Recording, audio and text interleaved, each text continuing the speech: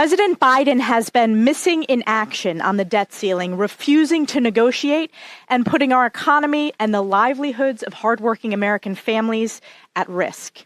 Even House Democrats are demanding that President Biden enter debt ceiling negotiations with Speaker McCarthy. House Republicans will pass a sensible debt ceiling solution that limits Washington's irresponsible spending, saves taxpayer dollars, and grows the American economy.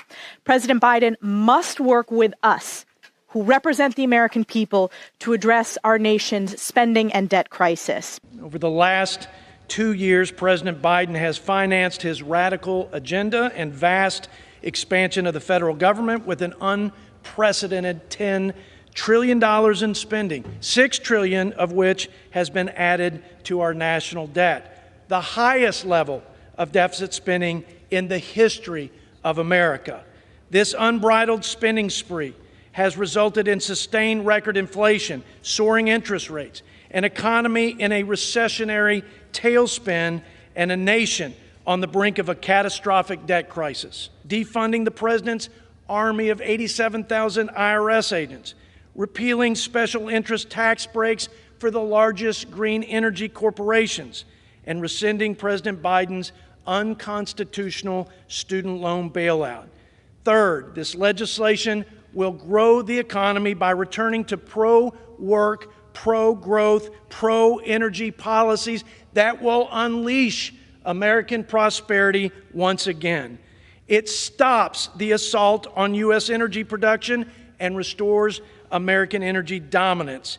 It reins in Biden's unprecedented barrage of regulations, and it breaks the cycle of poverty and government dependence for generations of Americans by restoring common sense, Clinton-era work requirements for able-bodied adults. Mr. Speaker, it's time to get America back to work. Turn this economy loose and let the tide of prosperity lift all boats. The fiscal state of the nation is bleak, our national debt is unsustainable, and the outlook grows more uncertain every day. For 100 years, the debt ceiling has served as a check on our accumulating debt and its impact on the financial health of our nation. No responsible leader can look at the rapid deterioration of our balance sheet and the unsustainability of our deficit spending and stand idly by defending status quo. Friends, this isn't a Republican problem. It's not a Democrat problem. It's America's problem.